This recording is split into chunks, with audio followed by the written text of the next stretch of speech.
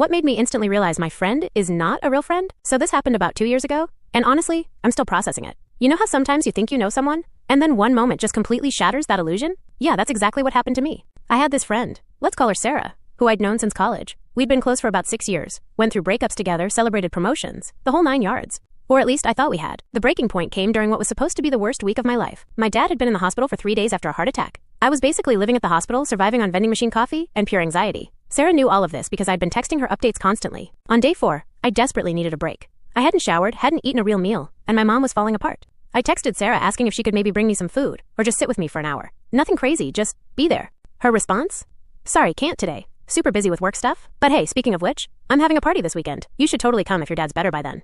It's going to be amazing. I stared at that text for probably 10 minutes. My dad was fighting for his life, and she was inviting me to a party. But okay, maybe she was just trying to give me something to look forward to, right? People handle crisis differently. Then I made the mistake of checking Instagram. There was Sarah, posting stories from some fancy brunch place downtown. Mimosas, avocado toast, the works, with our mutual friend Jessica, laughing and having the time of their lives. The timestamp? 30 minutes after she told me she was super busy with work stuff. But wait, it gets worse. I kept scrolling through her stories, and there's a video of them shopping at Target. Sarah's literally saying to the camera, "Ugh, so glad I have nothing going on today. Sometimes you just need a lazy Sunday, you know?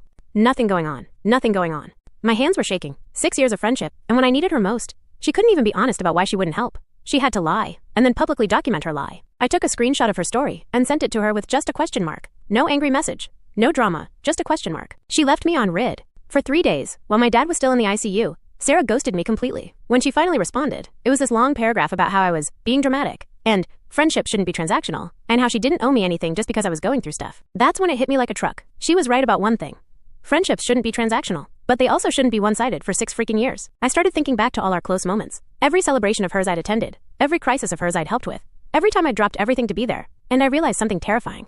I couldn't remember a single time she'd done the same for me. When I got food poisoning and couldn't leave my apartment for a week, she was too busy to bring soup. When I got my promotion, she somehow made the conversation about her own work problems. When my ex cheated on me, she spent our entire coffee date talking about her new dating app matches. How had I been so blind?